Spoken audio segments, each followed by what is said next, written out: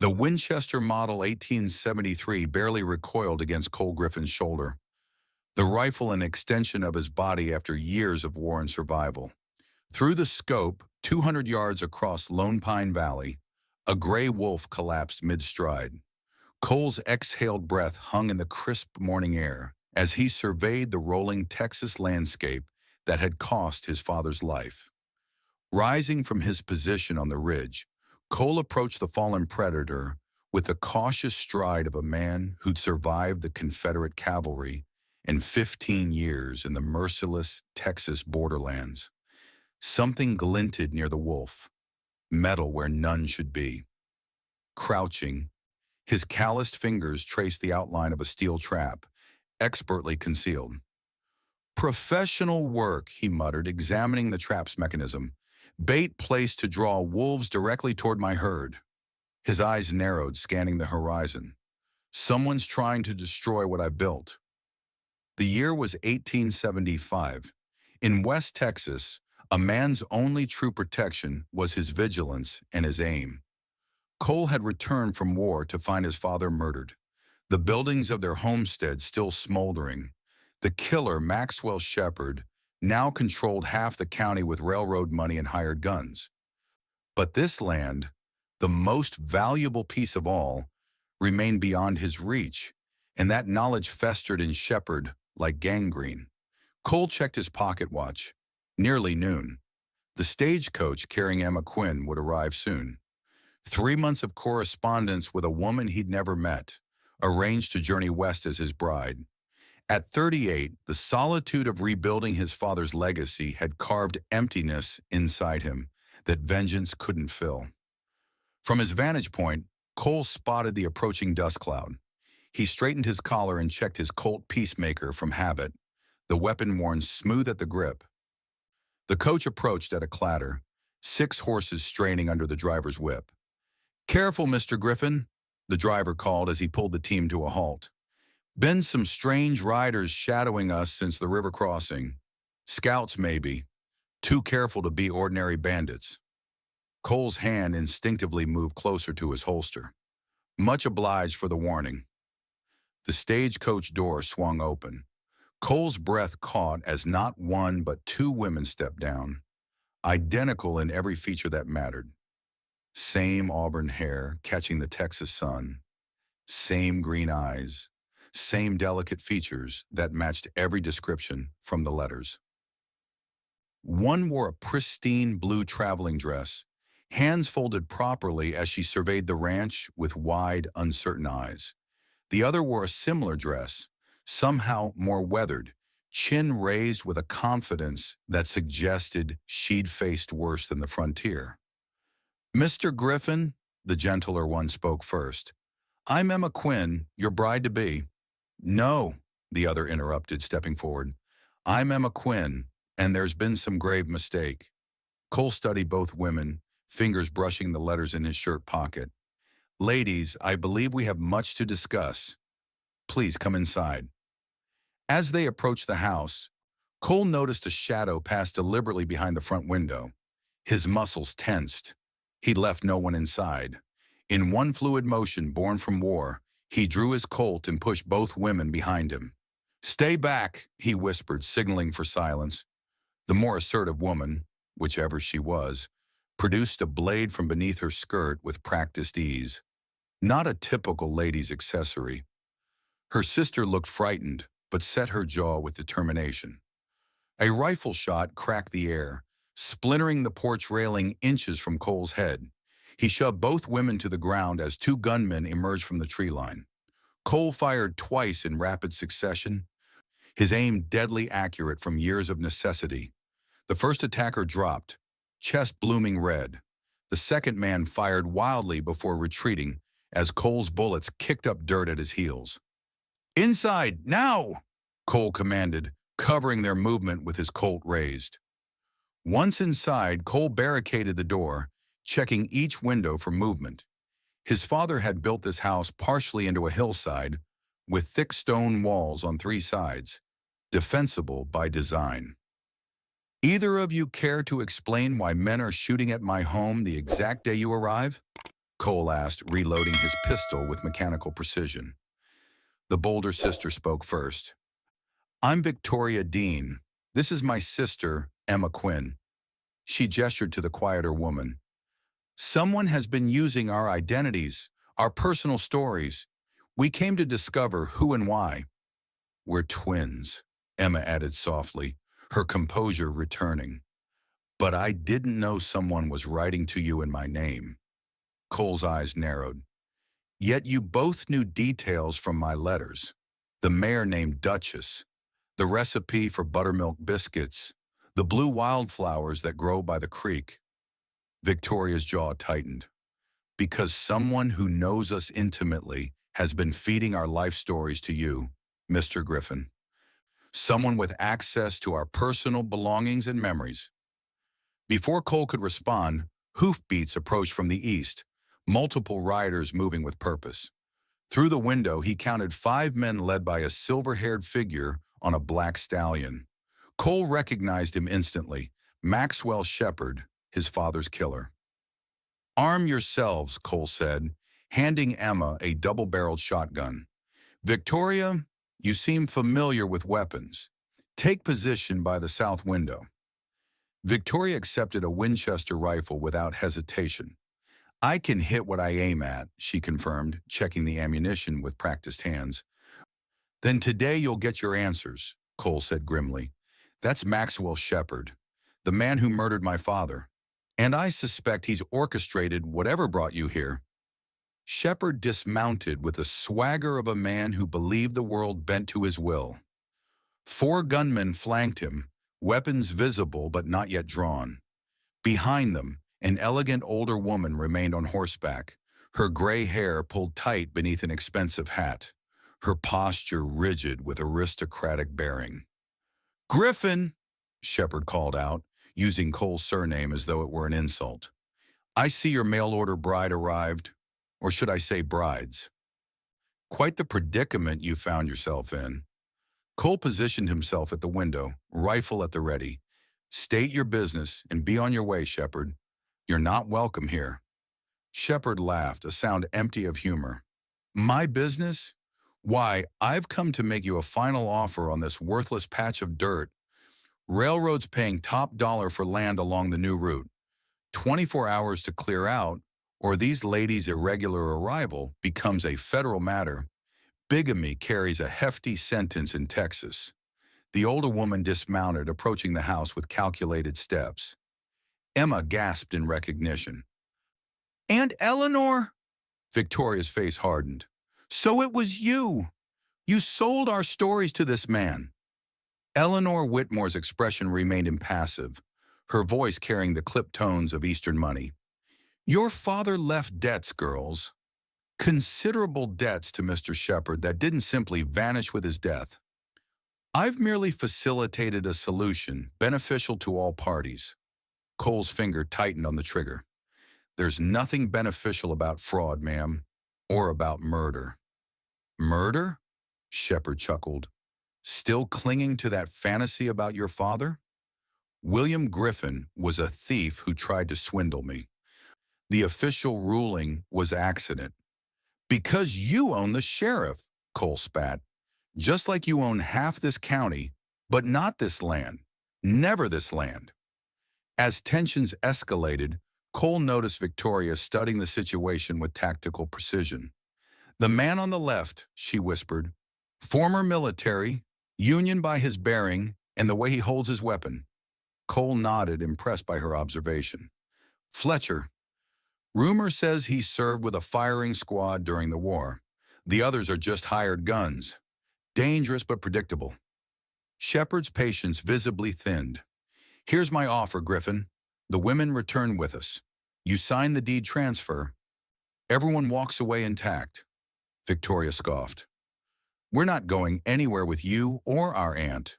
Mr. Shepard, Emma spoke up unexpectedly, her voice stronger than before. Our father's debts died with him, and we have evidence that the gambling establishment where he lost that money was operating illegally under territorial law. Shepard's smile faltered slightly. Victoria seized the moment. producing a leather portfolio from her traveling bag. Our father left us something you don't know about, Mr. Shepard. Mineral rights to a silver mine in Colorado, registered under mother's maiden name, 2 years of steady production, more than enough to clear any legitimate debts.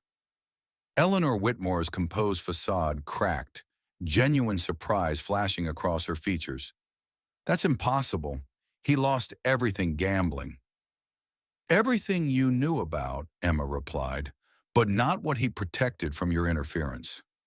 Cole watched the revelation hit Shepard like a physical blow.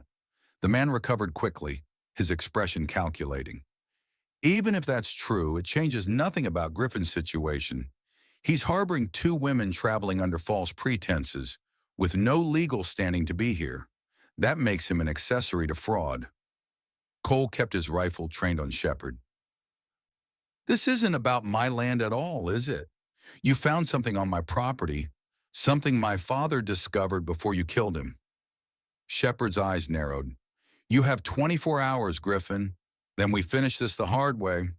He turned to leave, then paused. Oh, and don't count on help from town. Sheriff knows better than to interfere in my business. As Shepard's party withdrew, Cole moved quickly to secure the perimeter. They'll be back before nightfall, with more men. Victoria helped Emma load ammunition. You mentioned your father discovered something. What was it? Cole hesitated, then made a decision. He pried up a floorboard, revealing a small metal box.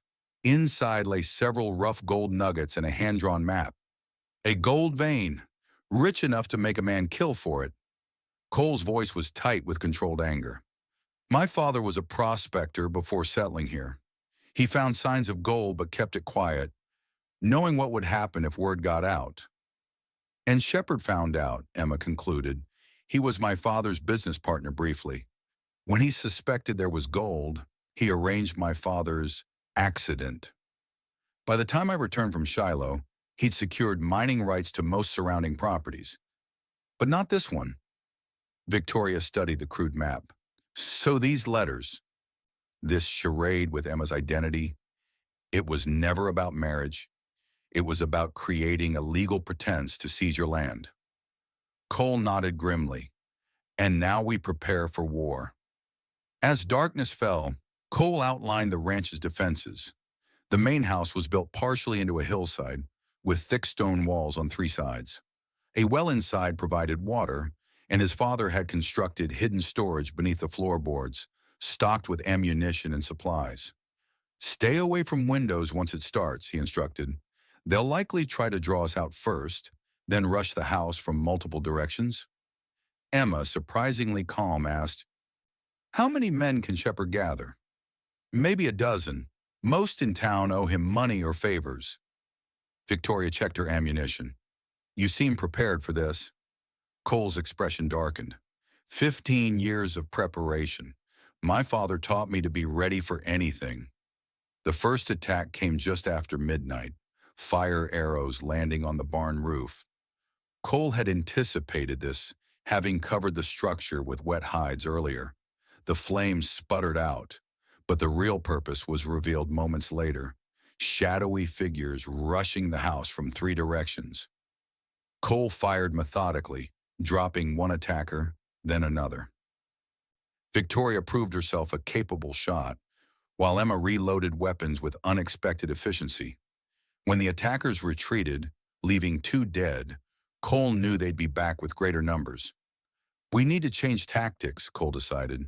They expect us to remain defensive. He rolled back a worn rug, revealing a trap door concealed in the floorboards. My father built tunnels beneath the ranch, originally for mining, later for hiding from Confederate conscription officers. Victoria's eyes widened. Tunnels? Where do they lead? One goes to a hillside exit half a mile away. Another, Cole paused, leads directly beneath Shepard's office in town. Emma gasped. You could access his safe, find evidence of his crimes. Exactly. My father mapped these tunnels meticulously. Cole struck a match, lighting a small lantern.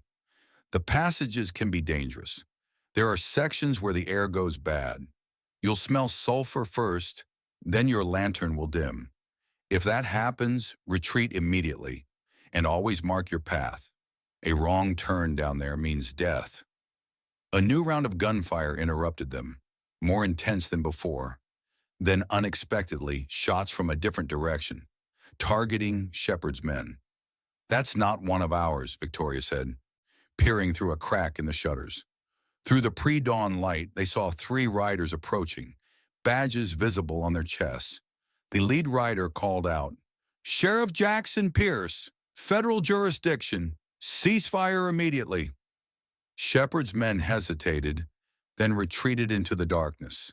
Pierce approached the house cautiously. "Griffin, you alive in there?" Cole opened the door a crack, rifle still ready. "What brings a federal marshal to my doorstep at this hour?" Pierce dismounted, keeping his hands visible. Blood stained his left sleeve where a bullet had grazed him. "Been tracking a mail fraud operation across 3 states. 7 ranchers like yourself, all pressured to sell after being compromised by falsified marriages or partnerships." Victoria stepped forward. "We received a telegram from our lawyer in Philadelphia about our identities being used in correspondence." Pierce nodded. "Got the same telegram. Been watching Shepard for months. Illegal gambling, land fraud, suspected murder. But the bastard's careful, never leaves evidence." Cole invited Pierce inside, explaining the situation. The marshal examined the evidence Victoria had brought, the mineral rights, the forged letters, and Cole's documentation of his father's murder. "This is enough to bring charges," Pierce concluded, "but Shepard won't go quietly. He's got too many powerful friends." A bullet shattered the window, striking Pierce in the shoulder. The battle resumed with greater intensity. When a lull came, Cole made his decision. "I'm taking the tunnel to Shepard's office. Find the evidence we need to end this." Victoria, her face etched with determination, shook her head. "I'm coming with you." "So am I," Emma insisted, her earlier timidity replaced with resolve. Pierce, bandaged but alert, agreed to maintain the appearance that all were still defending the house. "You have until dawn. After that, I'm bringing in reinforcements." The tunnels were narrow and damp, requiring them to move in single file. Cole led with a small lantern, explaining in hushed tones the dangers. "Watch the color of the flame," he instructed. "Yellow means good air. Blue means danger. If you feel lightheaded, breathe through a damp cloth." He pointed to different soil types along the walls. "Dark bands mean water nearby. Avoid them if they're fresh. Could mean a cave-in coming." Victoria, despite her shoulder wound from earlier fighting, moved with surprising agility. Emma showed unexpected courage, never complaining even when forced to crawl through particularly tight passages. "The tunnel splits ahead," Cole whispered after nearly an hour. "Left goes to the hillside exit. Right leads to town, beneath Shepard's office. It was built over an old trading post. The tunnel emerges behind a false wall in the storage room." They took the right passage. Eventually, Cole extinguished the lantern and listened carefully at a wooden panel. Voices filtered through. Shepard and Eleanor Whitmore arguing intensely. "You assured me the plan was foolproof," Shepard hissed. "Now we have federal marshals involved." "How was I to know the girls would investigate?" Eleanor snapped. "The letters were perfect, details from both their lives, interwoven to ensure Griffin would accept whichever girl arrived." Cole glanced at the sisters, who exchanged looks of betrayal. He waited until the voices moved to another room before carefully sliding the panel aside. The storage room was dark and cluttered with crates and filing cabinets. "The safe should be behind his desk," Cole whispered. They moved silently into the main office. Cole worked quickly at the safe, his ear pressed against the metal door. Fingers delicately turning the dial. With a soft click, it opened. Inside, they found exactly what they needed: deeds with forged signatures, records of bribes paid to officials, and a damning document outlining Shepard's partnership with a Northern Railroad corporation, planning to seize local lands through forced sales. Most importantly, They found a confession letter from Fletcher, Shepard's gunman, detailing how he and Shepard had murdered William Griffin to gain access to the gold deposits. "This is everything we need," Cole whispered, tucking the documents into his shirt. A floorboard creaked behind them. "Indeed it is," Shepard's voice came coldly, "and you've saved me the trouble of hunting you down." He stood in the doorway, revolver aimed at Emma's heart. "Drop your weapons." Cole moved slightly, calculating the distance. "It's over, Shepard. Pierce has enough evidence now to hang you 10 times over."